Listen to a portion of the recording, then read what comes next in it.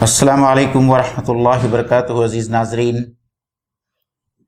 سورہ یاسین کی 90ویں نشست میں آپ سب لوگوں کا استقبال ہے۔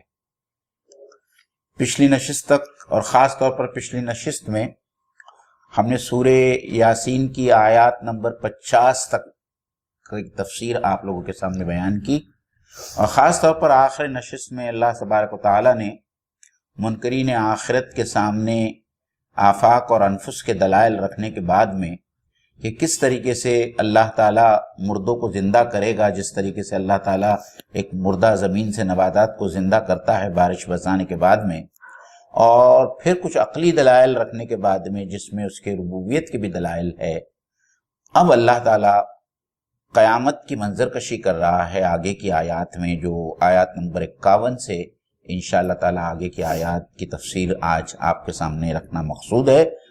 تو میرے ساتھ میں برادر فیصل قاضی صاحب موجود ہیں۔ السلام علیکم فیصل بھائی۔ السلام رحمۃ اللہ۔ السلام علیکم ناظرین۔ تو آپ متن رکھیں، عربی متن، اور اس کا ترجمہ بھی رکھیں، اس کے بعد میں انشاءاللہ ایک ایک آیت پر ہم غور و خوض کریں گے انشاءاللہ۔ اعوذ باللہ من الشیطان الرجیم۔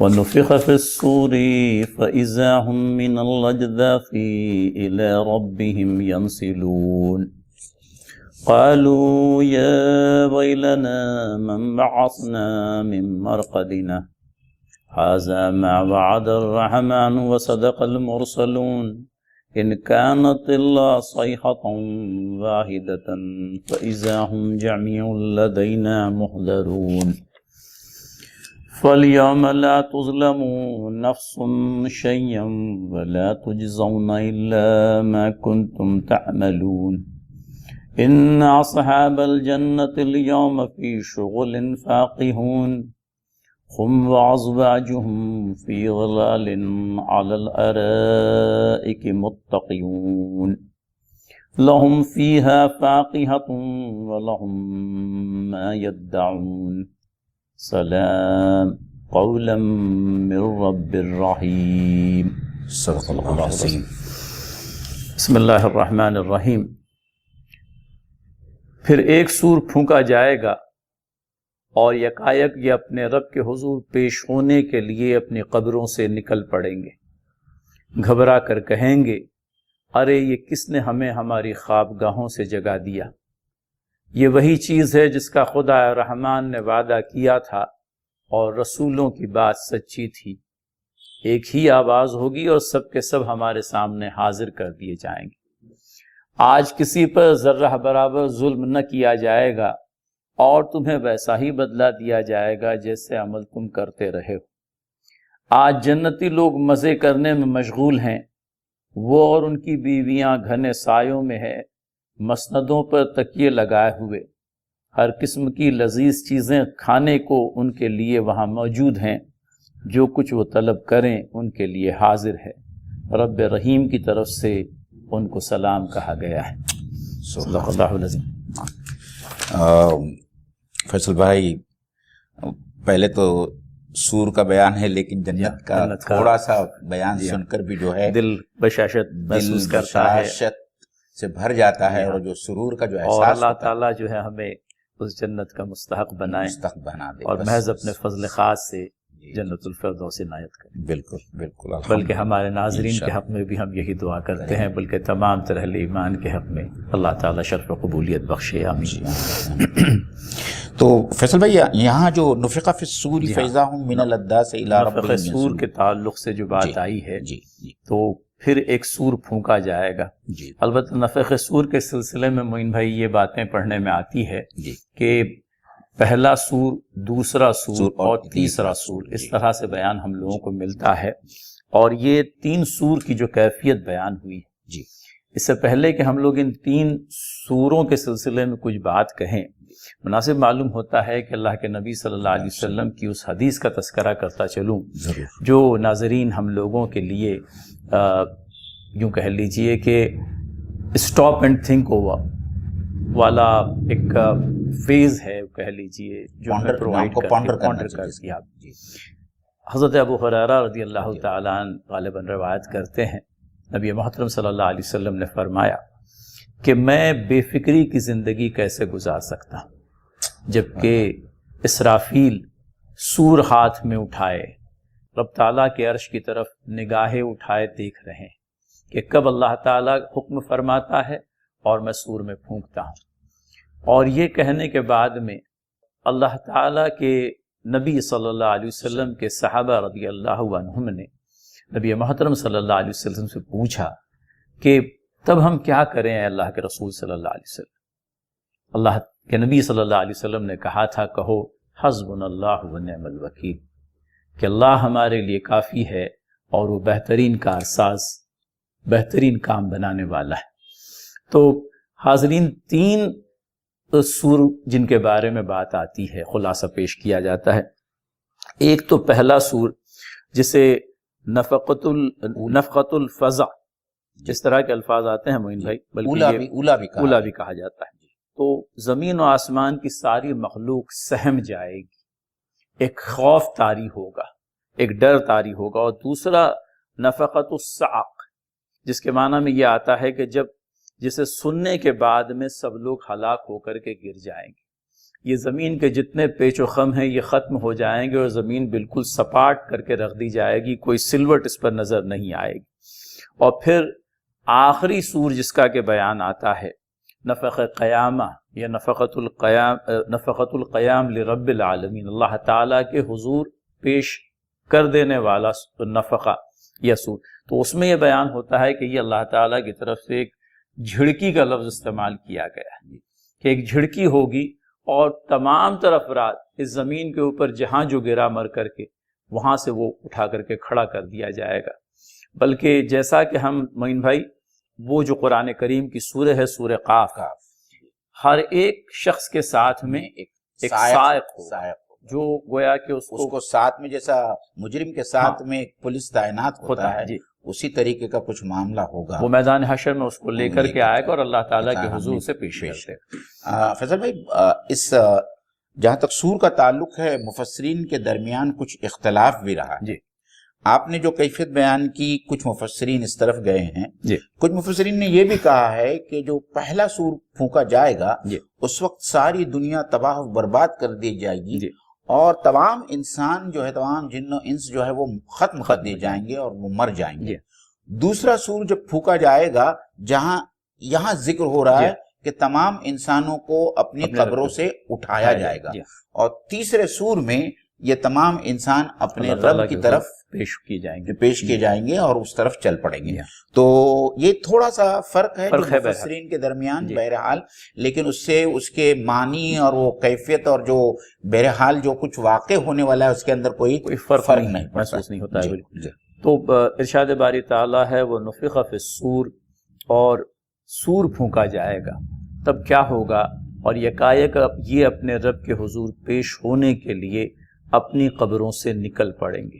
فیصل بھائی، جی، ایک بات جو اضافی بات جو میں یہاں کہنا چاہوں گا، یہ جو لفظ اجداث ہے، ہاں وہ پتنگوں کے معنی میں ہے. نہیں، اجداث جو ہے جدس کی جمع ہے اور اس کی معنی ایسی پرانی قبر جس کا نام و نشان بھی ختم ہو گیا ہے. تو اللہ تعالیٰ یہ کہنا چاہتا ہے کہ کچھ لوگ یہ سمجھیں گے کہ قبروں کے بھی نام و نشان جب ختم ہو گئے ہیں تو اس کے اندر دفن کیے ہوئے مردوں کی کیا حالت ہوگی اور کس طریقے سے اللہ تعالیٰ ان کو اٹھائے گا. اس لیے اللہ تعالیٰ نے یہاں خاص لفظ اجداث یعنی پرانی مٹی ہوئی قبریں، وہاں سے بھی جو ہے مردہ انسانوں کو جو ہے اللہ تعالیٰ جان ڈالے گا اور اس میں سے حاضر کرے گا. ظاہر ہے دور حضرت آدم علیہ السلام سے لے کر رہتی دنیا تک جتنے انسان ہوں گے سب کی پیشی کا وقت ہوگا. جی. تو اب بولو آخر سب کو اللہ تعالیٰ جو ہے ایک مرتبہ پھر زندہ کر کے میدان محشر میں جواب دہی کے لیے گویا طلب فرمائیں گے. اور فیصل بھائی، سورہ زلزال میں بھی ہم نے پڑھا کہ وہ زمین کی اس کیفیت کو اللہ تعالیٰ نے جس طریقے سے بتایا ہے، وہ اخرجت الارض اثقالها، اپنے اندر کا جو بوجھ ہے، اور وہ بوجھ سے مراد یہی مردے ہیں جو دفن کیے ہوئے ہیں خاص طور پر. اس کے علاوہ دوسری چیزیں بھی ہیں لیکن خاص طور پر وہ مردے جو زمین کے اندر دفن ہیں اور جس کو اللہ تعالیٰ نے بوجھ کہا ہے زمین کا، اس کو وہ زمین نکال کر کے پھینک دیجیے. تو یہ کیفیت کا بیان آتا ہے ناظرین. اور اس کے بعد میں جو آیت آتی ہے وہ یہ کہ اب یہ ان لوگوں کا بیان جن لوگوں کو اللہ تعالیٰ اس طرح سے گویا کہ اپنی قبروں سے یا وہ مقامات جہاں پر وہ مر کر کے گرے ہیں جی وہاں سے اٹھائے گا، تو وہ گھبرا کر کے کہیں گے ارے یہ کس نے ہمیں اپنی خوابگاہوں سے اٹھا کھڑا کیا. جی تو معلوم یہ ہوتا ہے کہ منکرین کا معاملہ یہ ہوگا کہ وہ یہ سمجھ رہے ہوں گے کہ کوئی ایک طویل نیند ہے جس سے کہ وہ جاگے ہیں. جی حالانکہ یہ اللہ تعالیٰ کے حضور پیش ہونے کا وقت ہوگا، جی لیکن چونکہ منکرین ہیں اس بات کا کوئی یقین ہی نہیں رہا زندگیوں میں کہ اللہ تعالیٰ کے حضور پیش بھی ہونا ہے. جی انبیاء علیہ الصلوۃ والسلام دعوت لے کر کے آئے، جی آخرت کا انذار بھی فرمایا، جی لیکن لوگوں کے کانوں پر جوں نہ رینگی. ہم نے اس سورہ کے اولین آیات میں معین بھائی وہ 3 انبیاء علیہ الصلوۃ والسلام جن کو بھیجا گیا تھا، جی کیا کہا تھا قوم نے کہ تم تو سراسر جھوٹ کہتے ہو، جی رحمان نے کوئی چیز نازل نہیں کی. فرمائیں. اور اب وہی کیفیت ہے جو پیش آنے کو جا رہی ہے. جی تو جب یہ وہ کہیں گے ارے یہ کس نے ہمیں ہماری خوابگاہوں سے اٹھا کھڑا کیا، جی تو اس کے جواب میں یہ جو بات آئی ہے معین بھائی، یہ وہی چیز ہے جس کا خدا رحمان نے وعدہ کیا تھا اور رسولوں کی بات سچی تھی. اب یہ ان جس کا کی بات قول ہے. یہ کس کا قول؟ جی جی. جی تو یہ اس کے سلسلے میں اگر کچھ وضاحت ہو جائے. جی تو اس میں اس پر آنے سے پہلے یہ جو ویل کا لفظ فیصل بھائی استعمال کیا گیا جی. ہے، ویل کے بارے میں 2 باتیں آتی. ایک تو یہ کہ یہ جہنم کی وادی ہے، اور ایک یہ ایسی خطرناک وادی ہے، جی. احادیث میں آتا ہے کہ جنت بھی خود اس وادی سے پناہ مانگتی ہے. جی. تو ویل للمکذبین، ویل للمطففین وغیرہ جو جی. قرآن مجید میں آیا ہے، وہ اسی وہاں دراصل اس جہنم کے اس وادی کا بیان. لیکن اہل عرب اور عربی زبان میں ویل تباہی کے لیے بھی بولا جاتا ہے. اگر میں کسی سے کہوں کہ ویلک کہ تو تباہ برباد ہو جائے، تو یا ویلنا ہماری یا بدبختی، ہماری ہائے ہماری ہائے ہماری بدبختی، بدبختی. ہائے ہماری بدقسمتی. تو وہ یہی اپنے آپ کو کوسیں گے کہ ہائے ہماری بدبختی، ہائے ہماری بدنصیبی کہ ہم کو کس نے اٹھا دیا. مرقد جو ہے رقود سے بنا ہے، اور رقود کہتے ہیں طویل نیند کو. اچھا. تو سورہ کہف میں بھی ہم نے پڑھا تھا وہم رقود. جی جی جی. اور وہ لوگ سمجھیں گے کہ وہ جاگے ہوئے ہیں، حالانکہ وہ بہت ہی گہری نیند میں سوئے ہوئے ہوں گے. تو عربی زبان میں رقود کہتے ہیں ایک گہری لمبی اصحاب نیند. کہف کے سلسلے میں وہ کہی گئی تھی بات. تو اسی لیے اس کو یہاں مرقدنا کہا ہے، مطلب سونے کی جگہ یا خوابگاہ کہا گیا ہے. تو وہ اور یہ جو بات کہی گئی ہے، اب کچھ مفسرین یہ کہتے ہیں کہ یہ حیرانی اور پریشانی کے عالم کے بعد میں ان کو خود اس بات کا احساس ہوگا کہ جو پیغمبر ہم تک دعوت لے کر آئے تھے اور انہوں نے جو بات کہی تھی، یہ وہی بات واقعتاً آج ہم اپنی آنکھوں سے دیکھ رہے ہیں. وہی چیز جس کا کل تک ہم انکار کرتے رہے، ہم اس کا انکار کر رہے تھے. اور کچھ مفسرین اس طرف گئے ہیں کہ کوئی فرشتہ ہوگا جو یہ بات ان سے کہے گا کہ خدا رحمان کا وعدہ اللہ رحمان کا وعدہ سچ تھا جو تم تک پہنچایا گیا تھا، اور رسولوں نے جو بات کہی تھی وہ بھی سچ ہے، اور آج وہ دن تمہارے سامنے موجود ہے. تو یہ اور کچھ لوگوں نے اس قول کی نسبت جو ہے وہ اہل ایمان سے بھی کی ہے کہ اہل ایمان منکرین کو یہ بات کہیں گے کہ بھیا وہ چیز جس کا کل تک کہ تم انکار کرتے رہے آج تمہاری آنکھوں کے سامنے جو ہے ہوتی ہوئی تمہیں نظر آ رہی ہے. تو یہ وہی چیز ہے جس کا خدا رحمان نے وعدہ کیا تھا اور رسولوں کی بات سچی تھی، وہی بات جس کا کل تک وہ انکار کرتے رہے. ناظرین، ہمیں تھوڑا سا ذہن میں ریوائز کر لینا چاہیے اس واقعے کو جب اللہ تعالیٰ نے 2 انبیاء علیہ الصلوۃ والسلام کو بھیجا، اور پھر ان دونوں کی جب تکذیب ہوئی تو تیسرا ان کی مدد کے لیے بھیجا گیا، لیکن ایک اڑیل قوم، ایک ضدی اور ہٹ دھرم قوم اپنے انکار کے اوپر قائم رہی، یہاں تک کہ جب اپنی قوم کا ہی ایک فرد آ کر کے حق کی گواہی دینے لگا تو وہ اس کی جان کے در پہ آسا ہو گئی. تو یہ صورتحال، اور اب وہی چیز ان کی آنکھوں کے سامنے آ رہی ہے. مومن بھائی، یہ وہی چیز ہے جس کا خدا رحمان نے وعدہ کیا تھا. اللہ تعالیٰ کی جو صفت رحمانیت ہے اس کا بیان کیا جا رہا ہے، اور مولانا مفتی محمد شفیع صاحب کی جو تفسیر ہے اس میں انہوں نے اس بات کی وضاحت کی ہے کہ کیوں کہ رحمان کا لفظ یہاں پر کیوں لایا گیا، حالانکہ یہاں تو ایسا ہے کہ منکرین کو عذاب سے دوچار کیا جا رہا ہے، لیکن اللہ تعالیٰ کا منکرین کو عذاب میں مبتلا کرنا یہ بھی اللہ تعالیٰ کی صفت رحمانیت کے عین مطابق ہے، کوئی اس کے صفت عدل کے عین مطابق ہے، کیونکہ اس دنیا کے اندر میں حق پر ایمان لانے کا جو پورا اہتمام اللہ تعالیٰ نے کیا ہے، اس کے چلتے کسی منکر کے لیے یہ ممکن ہی نہیں کہ اللہ تعالیٰ پر وہ ایمان نہ لائے۔ صحیح۔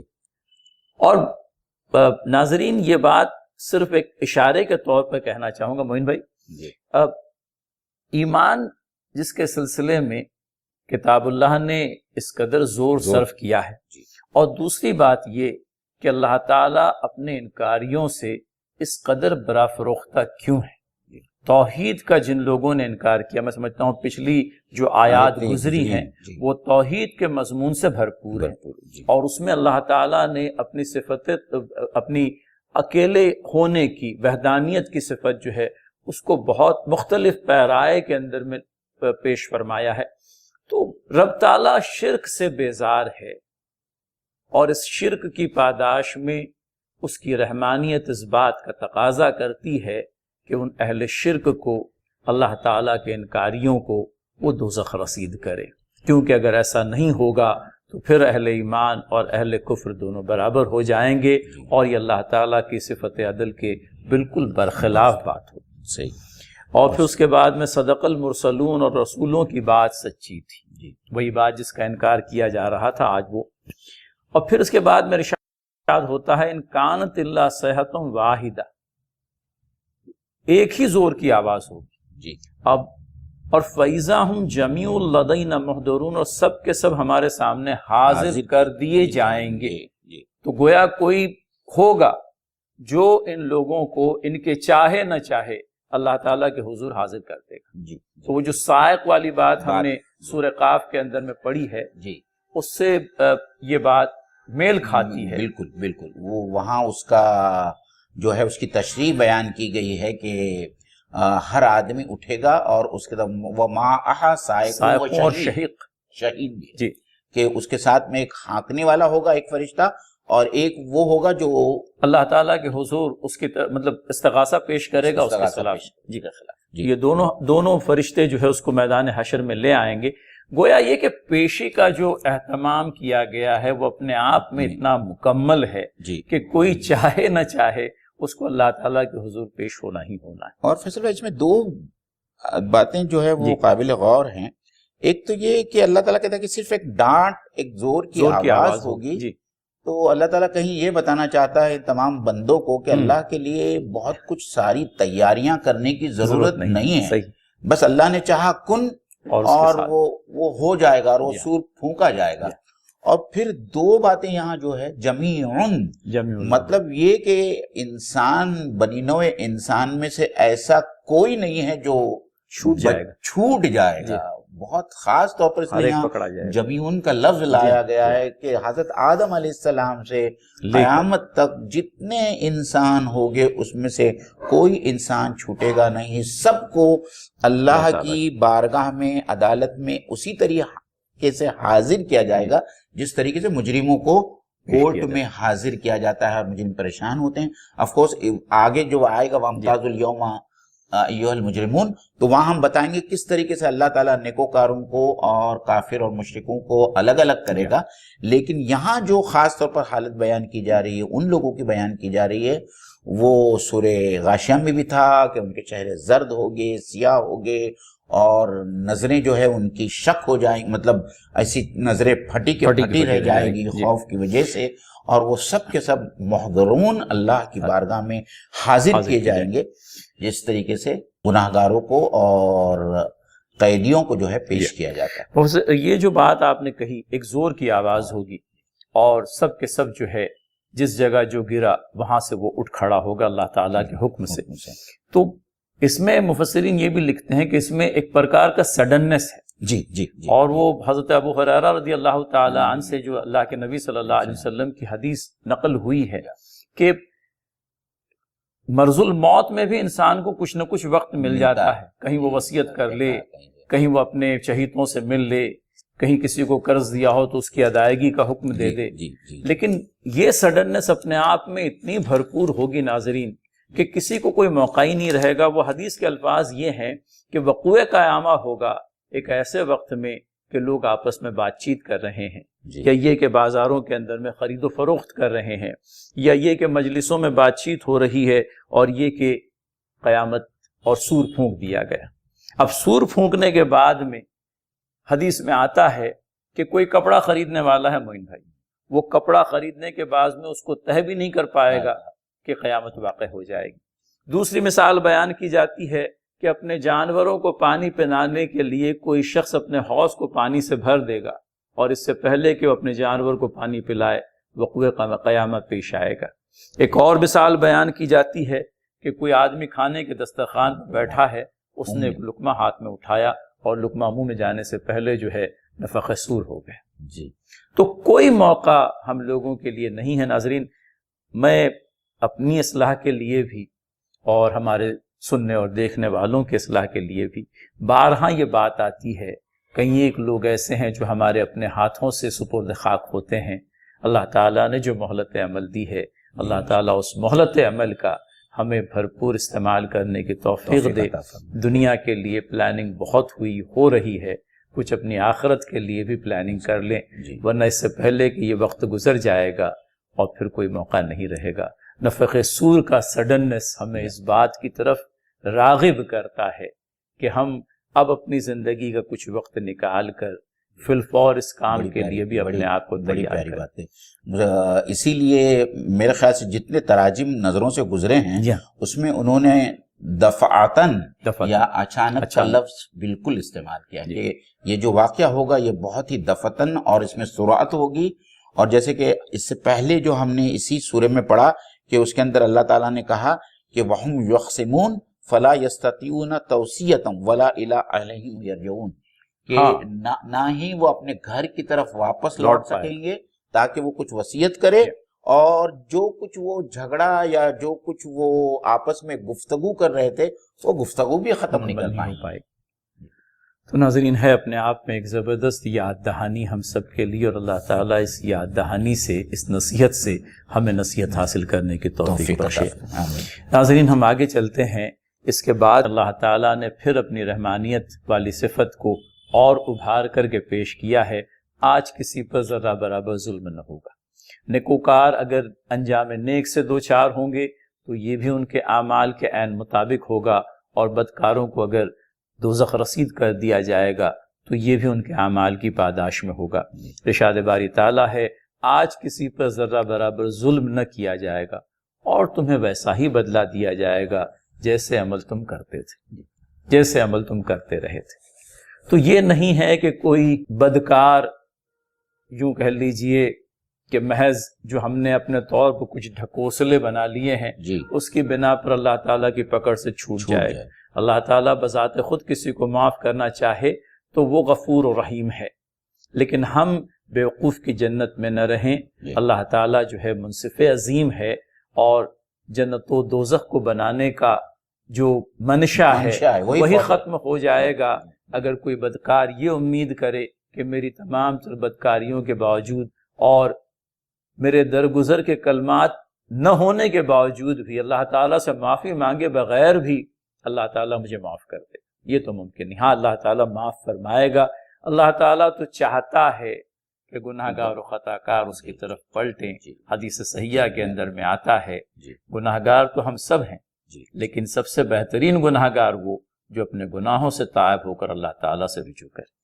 تو یہ بات آتی ہے ناظرین۔ مومن بھائی کوئی اور؟ یا دوسری بات فیصل بھائی یہ ہے کہ اسی چیز کو ہم نے دوسری صورتوں میں بھی پڑھا کہ فَمَن يَعْمَلْ مِثْقَالَ ذَرَّةٍ خَيْرًا يَرَهُ وَمَن يَعْمَلْ مِثْقَالَ ذَرَّةٍ شَرًّا يَرَهُ، جس نے ذرہ برابر بھی نیک کام کیا ہوگا وہ بھی اسے دکھا دیا جائے گا، اور جس نے ذرہ برابر بھی برا کام کیا ہوگا، گناہ کا کام کیا ہوگا، وہ بھی اس کو دکھایا جائے گا۔ تو اسی چیز کو ایک دوسرے پیرائے میں یہاں پر جو ہے اللہ تعالیٰ پیش کر رہا ہے۔ تو ناظرین، یہاں پر جو بیان ہے اہل دوزخ کا بیان، وہ جو انجام بد سے دو چار ہوں گے، ان کے بیان کا اختتام ہوتا معلوم ہوتا ہے معین بھائی۔ جی لوگ اپنی خوابگاہوں سے اٹھے، بلکہ انہوں نے اپنی دانست میں یہ سمجھا جی کہ انہیں اپنی خوابگاہوں سے اٹھا کر کھڑا کیا گیا۔ جی رب تعالیٰ کا ارشاد یا فرشتوں کا کہنا یا اہل ایمان کا کہنا کہ خدا رحمان نے جو وعدہ کیا تھا یہ وہی چیز ہے، رسولوں کی بات سچی تھی، زور کی آواز ہوگی، سب اللہ تعالیٰ کے حضور حاضر ہوں گے اور کسی کے ساتھ ذرا برابر بھی ظلم نہ ہوگا، اعمال کے مطابق اللہ تعالیٰ کے بندے اپنے انجام کو پہنچیں گے۔ اب جنتیوں کا بیان۔ جنتیوں کا بیان ہے۔ جنتیوں کا بیان بشاشت میں مبتلا کرتا ہے، جی فرد و انبساط کی ایک کیفیت ہے طاری ہو جو جاتی طاری ہو جاتی ہے، اور اللہ تعالیٰ اس جنت نعیم میں ہمیں بھی اپنے فضل خاص سے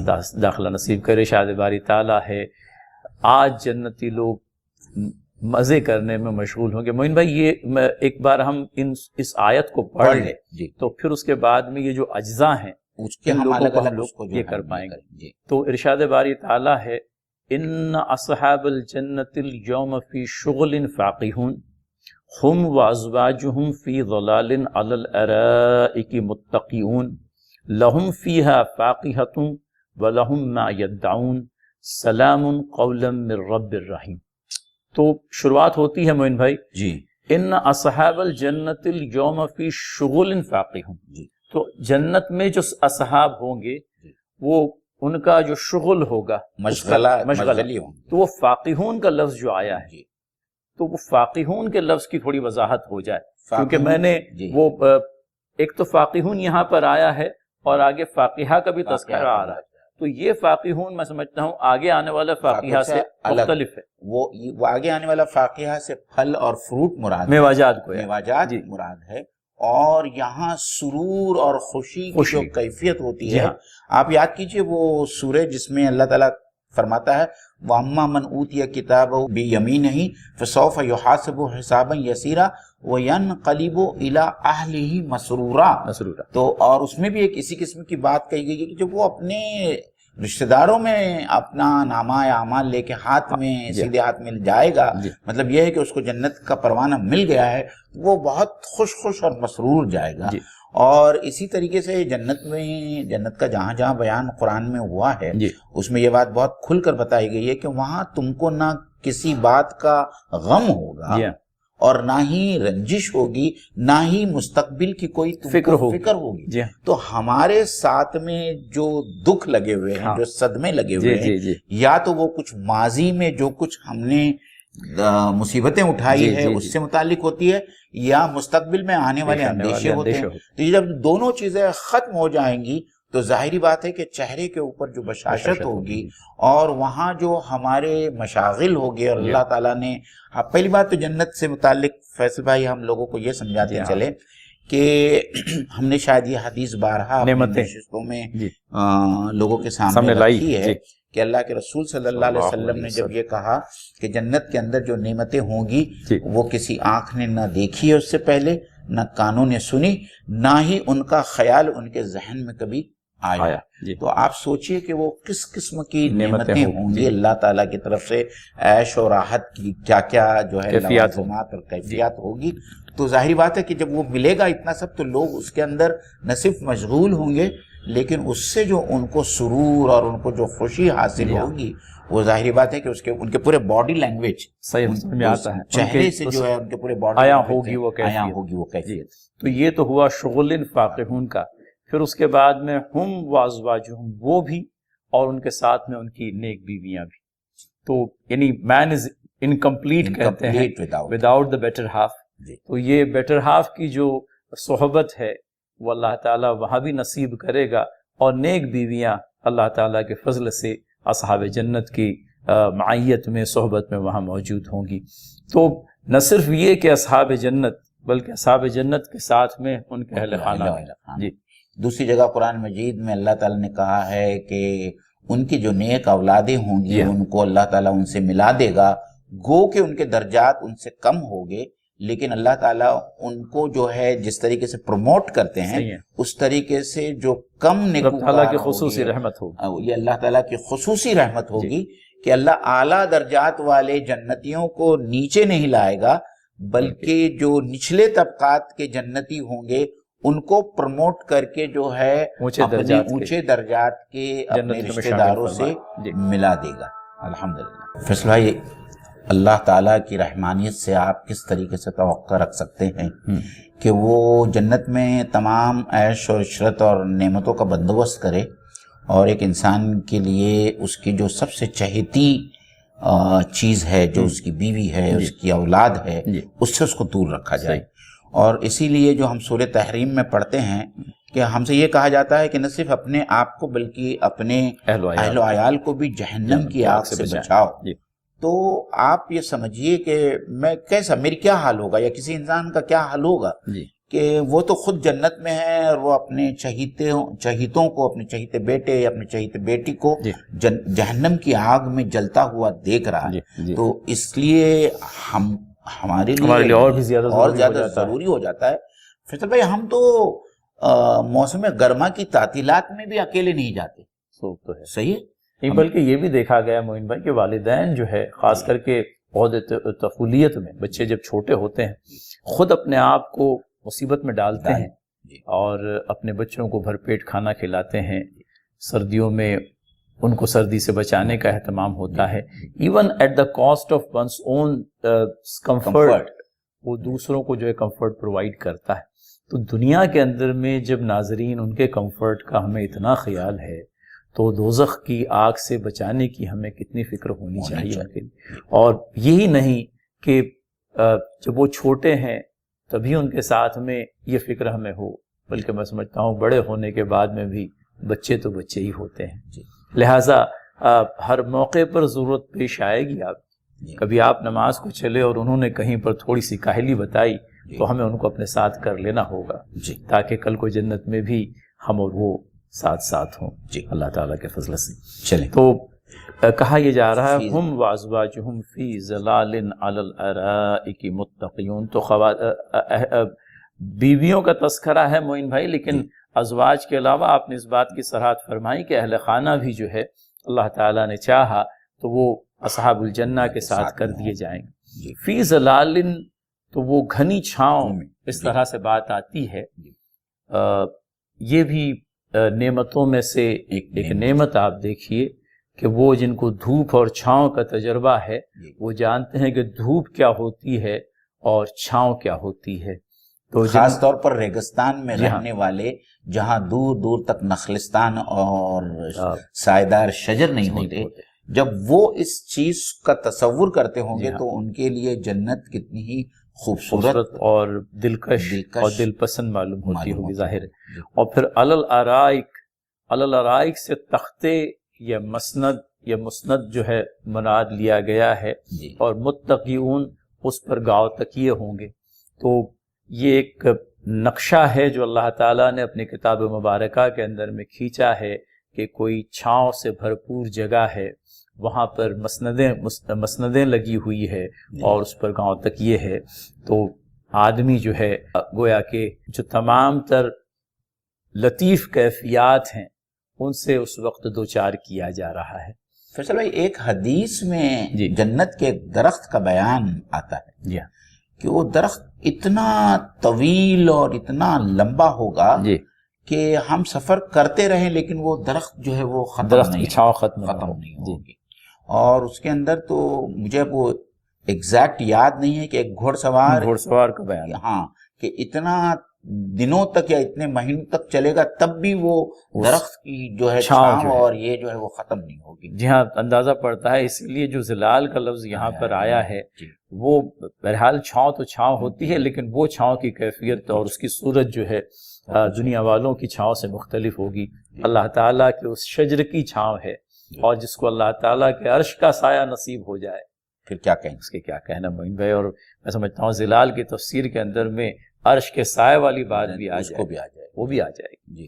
تو پھر اس کے بعد میں ارشاد باری تعالیٰ بھی لہم فیہا فاقہہ، تو وہاں پر انہیں نصیب ہوں گی میوہ جات، فاقہہ، اور وَلَهُمْ مَا يَدَّعُونَ، اور وہ بھی جس کی کہ وہ خواہش کریں گے۔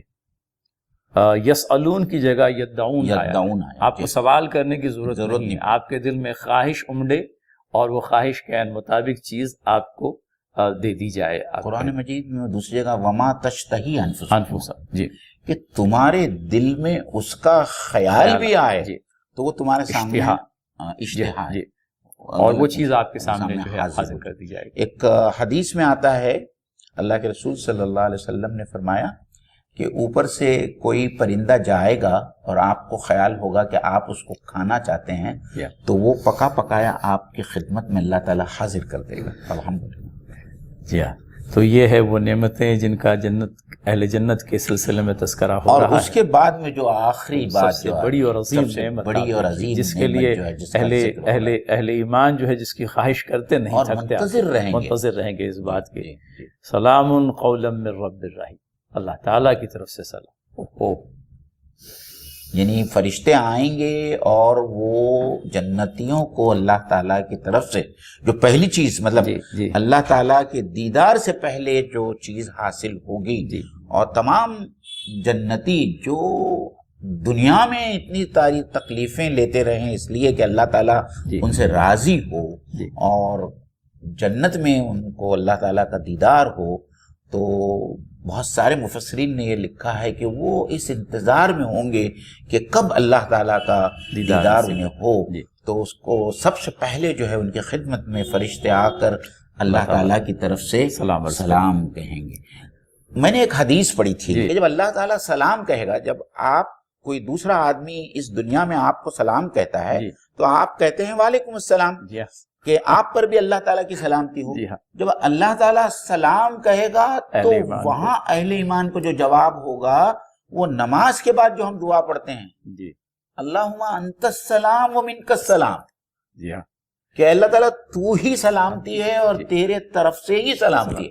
تو یہ جو دعا کی جو معنی ہے اور معنی خیزی ہے، ہم اگر اس کو تصور کریں اور سمجھیں کہ جو فرض نماز کے بعد میں ہم جو دعا مانگتے ہیں اللہم انت السلام و منک السلام، یہ جنتیوں کا جواب ہوگا جب اللہ تعالیٰ کا سلام ان کو پیش کیا جائے۔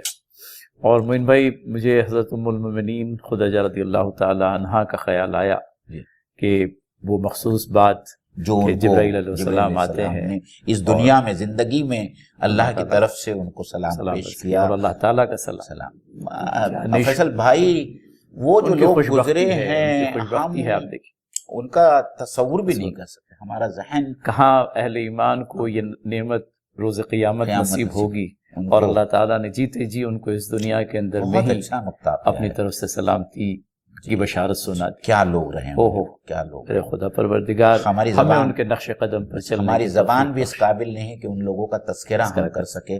جب ہم لوگ ان لوگوں کی باتیں سنتے ہیں، جیسا آپ نے حضرت خدیجہ رضی اللہ تعالیٰ عنہا کے بارے میں بیان کیا کہ عین زندگی میں جو ہے اللہ تعالیٰ سلام بھیجتا ہے، زمین و آسمان کا فرق ہو رہا ہے معین بھائی۔ ایک تو یہ ہے کہ ایک زمین میں جو ہے اللہ کا سلام آ رہا ہے، ہم لوگوں کو تو روز قیامت اللہ تعالیٰ قیامت جنت میں ہم کو اللہ تعالیٰ کی طرف سے۔ تو ناظرین، یہ چند ایک باتیں سورہ یاسین کے سلسلے میں اللہ تعالیٰ کے فضل سے آج نشست اپنے اختتام کو پہنچتی ہے، اور ہم 58 تک آیات آج کے اس درس میں لے آ سکے ہیں، اور اللہ تعالیٰ سے مزید توفیق کہ وہ اس سورہ کے آخر تک اس سلسلے کو آگے کو جاری رکھے۔ ہماری آپ سے درخواست ہوگی کہ اپنے دوست و احباب کو اس سلسلے کے اندر میں شامل فرمائیں۔ اللہ تعالیٰ سے دعا ہے ہماری غلطیوں سے درگزر فرمائے، اور اس کی کتاب مقدسہ کا حق ادا کرنے کی ہمیں مزید توفیق و ہدایت بخشے۔ جزاک اللہ ناظرین، آئندہ جمعرات پھر آپ سے ملاقات رہے گی، اللہ تعالیٰ چاہے، تب تک کی اجازت دیں۔ السلام علیکم ورحمۃ اللہ وبرکاتہ۔